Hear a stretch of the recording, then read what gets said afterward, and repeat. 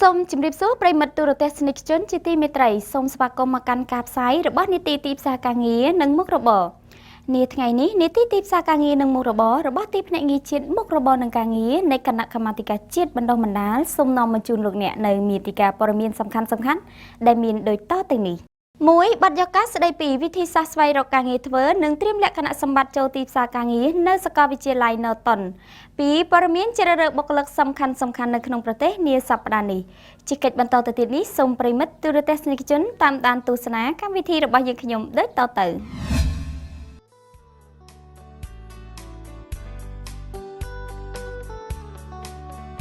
ការអភិវឌ្ឍវិស័យការងារគឺជារបៀបវិរៈដ៏សំខាន់ដែលផ្សារភ្ជាប់ទៅនឹងគោលនយោបាយលើកកម្ពស់យុវជននិងការអប់រំរបស់រាជរដ្ឋាភិបាលកម្ពុជាក្រោមការដឹកនាំដ៏ឈ្លាសវៃនិងប្រកបដោយកិត្តិយសដ៏ខ្ពង់ខ្ពស់របស់សម្ដេចអគ្គមហាសេនាបតីតេជោហ៊ុនសែននាយករដ្ឋមន្ត្រីនៃព្រះរាជាណាចក្រកម្ពុជាសម្ដៅជំរុញឱកាសទទួលបានការអប់រំនិងបណ្ដុះបណ្ដាលបច្ចេកទេសនិងវិជ្ជាជីវៈស្របតាមតម្រូវការរបស់ទីផ្សារការងារ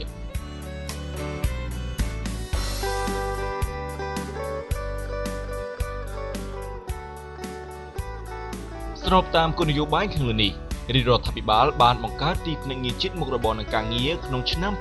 2009ដែលស្ថិតនៅក្រោមគណៈកម្មាធិការជាតិបណ្ដុះបណ្ដាលក្រោមការដឹកនាំរបស់ឯកឧត្តមបណ្ឌិតសភាចាសុខអានឧបនាយករដ្ឋមន្ត្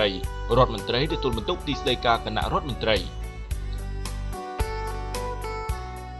ទីភ្នាក់ងារជាតិមុខរបរនិងការងារកំពុងបំពេញតួនាទីដ៏សំខាន់ពីរគឺការផ្ដល់សេវាការងារនិងព័ត៌មានទីផ្សារការងារដល់អ្នកស្វែងរកការងារធ្វើនិយោជកអ្នកផ្ដល់ការអប់រំបណ្ដុះបណ្ដាលនិងសាធារណជនទូទៅនៅមួយកន្លែងដោយងាយស្រួល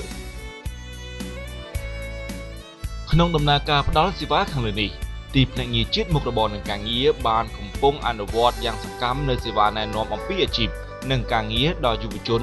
សិស្សនិស្សិតអ្នកស្វែងរកការងារធ្វើតាមរយៈមជ្ឈមណ្ឌលការងារដែលជាអ្នកផ្ដល់សេវាជួរមុខព្រមទាំងបានចុះផ្សព្វផ្សាយដោយផ្ទាល់ដល់ទីកន្លែងនៅតាមសាកលវិទ្យាល័យនានាតាមបណ្ដារាជធានីខេត្តក្រុងទូទាំងប្រទេស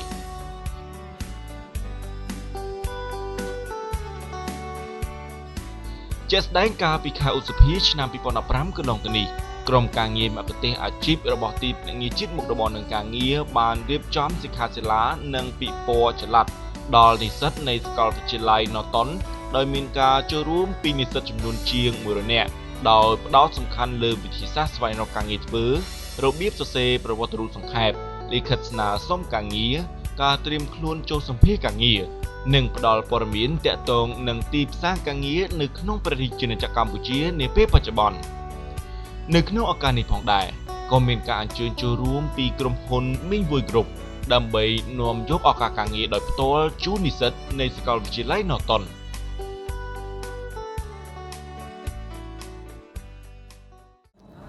ថ្ងៃនេះខាងមជ្ឈមណ្ឌលការងាររាជធានីភ្នំពេញនៃទីភ្នាក់ងារជាតិមុខរបរនិងការងារ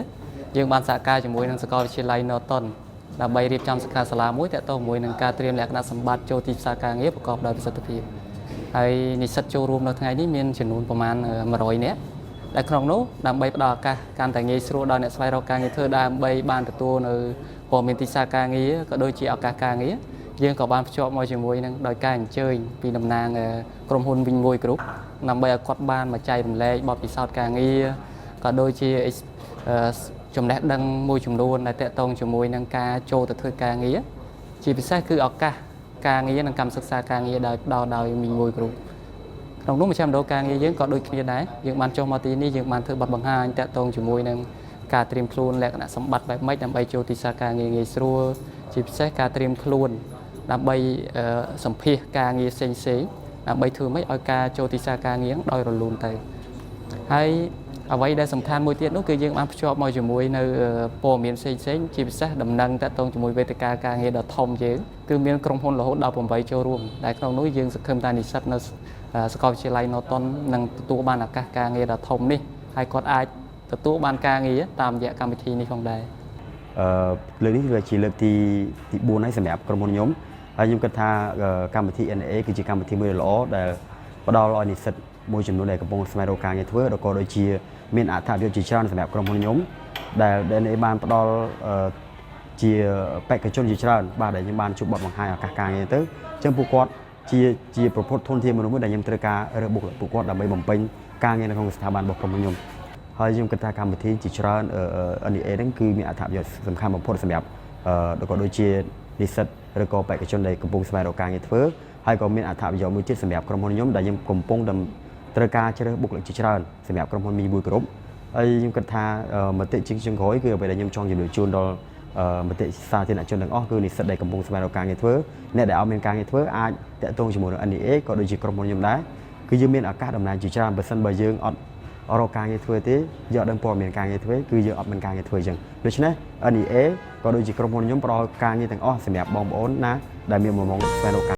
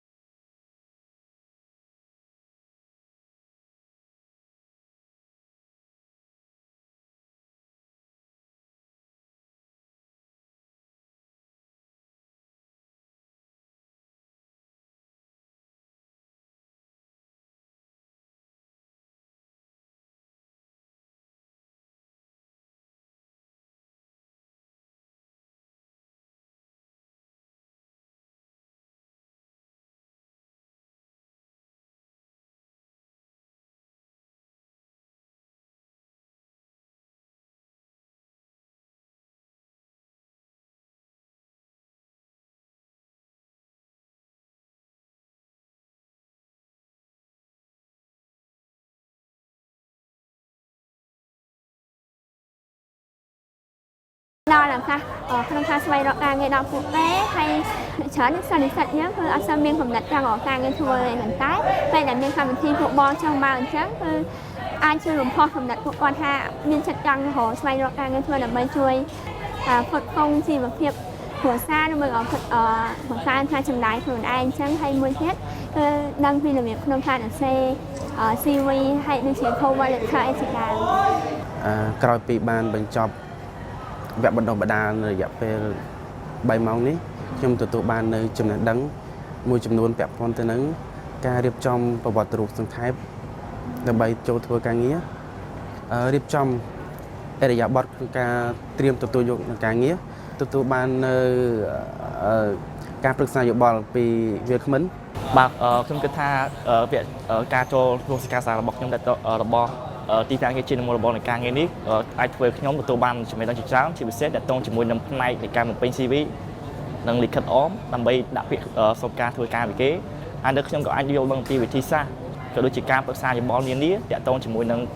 ការសម្ភាសហើយទៅនឹងអេយ៉ាបផ្សេងមុនសម្ភាសនិងការត្រៀមខ្លួនដើម្បីទៅសម្ភាសឲ្យបានជោគជ័យហើយកាលពីនេះខ្ញុំក៏ផងដែរខ្ញុំក៏អាចទទួលបានឱកាសជាច្រើនដូចជាការចូលធ្វើការងារនៅក្នុងក្រុមហ៊ុន Wing Way Group ដែលគាត់ប្រកាសជ្រើសរើសការងារច្រើនដែលការងារទាំងអស់នោះសុទ្ធសឹងតែជាការងារដែលខ្ញុំពេញចិត្តហើយទៅនឹងត្រូវផ្នែករបស់ខ្ញុំតែម្ដងដើម្បីឆ្លើយតបឲ្យបានទាន់ពេលវេលាទៅនឹងការវិវត្តនិងតម្រូវការរបស់ទីផ្សារការងារសិស្សនិស្សិតនិងកម្លាំងពលកម្មទាំងអស់ត្រូវតែត្រៀមខ្លួនក្នុងការប្រកួតប្រជែងយកឱកាសការងារតាមរយៈការត្រៀមខ្លួននិងស្វែងយល់ពីគន្លឹះសំខាន់ៗក្នុងការទទួលបានការងារជៀសវាងការស្វែងរកការងារដោយមិនចំទិសដៅនិងមិនគ្រប់តាមតម្រូវការរបស់និយោជកដែលនាំដល់ការបាត់បង់ឱកាសនិងពេលវេលាទៀតផងហេតុនេះសិស្សនិស្សិតអ្នកស្វែងរកការងារធ្វើនិយោជកព្រមទាំងប្រជាពលរដ្ឋកម្ពុជាទាំងអស់ដែលកំពុងស្វែងរកការងារធ្វើអាចទទួលបានសេវាផ្ដល់ជូនដោយរដ្ឋាភិបាលនេះដោយងាយស្រួលនិងឥតកម្រៃតាមរយៈលេខទូរស័ព្ទ016 78 66 55 ឬគេហទំព័ររបស់ទីភ្នាក់ងារជាតិមុខរបរនិងការងារ www.nea.gov.kh ជាកិច្ចបន្តនាងខ្ញុំសូមជម្រាបជូននៅព័ត៌មានជ្រើសរើសបុគ្គលិករបស់ក្រុមហ៊ុននិងរោងចក្រសំខាន់ៗនៅក្នុងប្រទេសនាសប្តាហ៍នេះដំណឹងជ្រើសរើសបុគ្គលិកក្រុមហ៊ុន Minibia Cambodia Co Ltd ត្រូវការជ្រើសរើសកម្មការនីជាច្រើនអ្នកជាបន្ទាន់លក្ខខណ្ឌនៃការជ្រើសរើសកម្មការនីត្រូវមានអាយុចាប់ពី18ឆ្នាំដល់32ឆ្នាំមិនចេះអក្សរក៏អាចដាក់ពាក្យបានដែរក្រុមហ៊ុននឹងផ្ដល់ជូននៅប្រាក់ខែ$128មានកន្លែងស្នាក់នៅថ្លៃទឹកថ្លៃភ្លើងដោយមិនគិតថ្លៃផ្ដល់បាយស3ពេលក្នុងមួយថ្ងៃទទួលបានសហួយធ្វើដំណើរ$7ក្នុងមួយខែមានបន្ទប់សង្គ្រោះបឋមមានគ្រូពេទ្យប្រចាំការប្រាក់ឧបត្ថម្ភថ្លៃព្យាបាលនិងឧបត្ថម្ភផ្សេងៗជាច្រើនទៀតបើបេក្ខនារីមានចំណាប់អារម្មណ៍សូមទំនាក់ទំនងមកកាន់ទីភ្នាក់ងារជាតិមុខរបរនិងការងារតាមរយៈលេខទូរស័ព្ទ016 78 66 និង55ក្រុមហ៊ុន Sunway Cambodia Co Ltd គឺជារោងចក្រជប៉ុនដំឡើងសម្ភារៈបរិក្ខារអគ្គិសនីត្រូវការជ្រើសរើសកម្មការនីជាច្រើនអ្នកជាបន្ទាន់លក្ខខណ្ឌនៃការជ្រើសរើសកម្មការនីមានអាយុចាប់ពី18ឆ្នាំដល់28ឆ្នាំមានអត្តសញ្ញាណប័ណ្ណឬលិខិតមានតម្លៃស្មើក្រុមហ៊ុននឹងផ្ដល់ជូននៅប្រាក់ខែ$128ប្រាក់រង្វាន់ធ្វើការទៀងទាត់$10ក្នុងមួយខែផ្ដល់ជូននៅប្រាក់ឧបត្ថម្ភ$8សម្រាប់ការធ្វើដំណើរនិងស្នាក់នៅផ្ដល់ជូននៅប្រាក់ថ្លៃអាហារ$2000រៀលក្នុងមួយថ្ងៃផ្ដល់ជូននៅអាហារសម្រន់ជារៀងរាល់ថ្ងៃសម្រាប់កម្មករកម្មការនីទាំងអស់បើបេក្ខនារីមានចំណាប់អារម្មណ៍សូមទំនាក់ទំនងមកកាន់ទីភ្នាក់ងារជាតិមុខរបរនិងការងារតាមរយៈលេខទូរស័ព្ទ016 78 66 និង55លើពីនេះទៅទៀតនៅក្នុងសប្តាហ៍នេះទីភ្នាក់ងារជាតិមុខរបរនិងការងារបានប្រមូលនិងផ្សព្វផ្សាយនៅព័ត៌មានជ្រើសរើសបុគ្គលិកគ្រប់ប្រភេទជាច្រើនកន្លែងបន្ថែមទៀតអាស្រ័យហេតុនេះប្រជាពលរដ្ឋដែលកំពុងតែស្វែងរកការងារធ្វើលោកអ្នកអាចទំនាក់ទំនងមកកាន់មជ្ឈមណ្ឌលការងារដែលស្ថិតនៅរាជធានីភ្នំពេញទូរស័ព្ទលេខ016 78 66 និង55ខេត្តសៀមរាបទូរស័ព្ទលេខ016 53 66 និង55ខេត្តបាត់ដំបងទូរស័ព្ទលេខ016 92 66 និង55ខេត្តកំពតទូរស័ព្ទលេខ016 50 66 និង55ខេត្តស្វាយរៀងទូរស័ព្ទលេខ016 64 66 និង55ខេត្តកំពង់ចាមទូរស័ព្ទលេខ016 65 66 និង55ខេត្តតាកែវទូរស័ព្ទលេខ016 67 66 និង55ឬចូលមើលគេហទំព័រដែលមានអាសយដ្ឋាន www.nea.gov.kh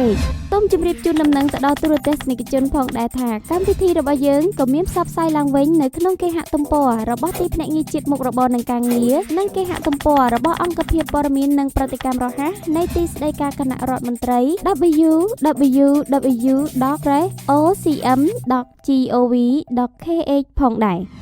នាងខ្ញុំសូមអរគុណចំពោះការតាមដានទស្សនារបស់លោកអ្នកនីតិទីផ្សារការងារនិងមុខរបររបស់ទីភ្នាក់ងារជាតិមុខរបរនិងការងារនៃគណៈកម្មាធិការជាតិបណ្ដុំបណ្ដាលនឹងវិលមកជួបប្រិយមិត្តទូរទស្សនិកជននាសប្តាហ៍ក្រោយតាមពេលវេលានិងម៉ោងដដែលសម្រាប់ពេលនេះនាងខ្ញុំសូមអរគុណសូមជម្រាបលាមិនតូចចិត្តទេឃើញគេណាមានខ្ញុំត្រូវអាចអត់ខំរៀនគឺមានតម្លៃមិនតូចចិត្តទេ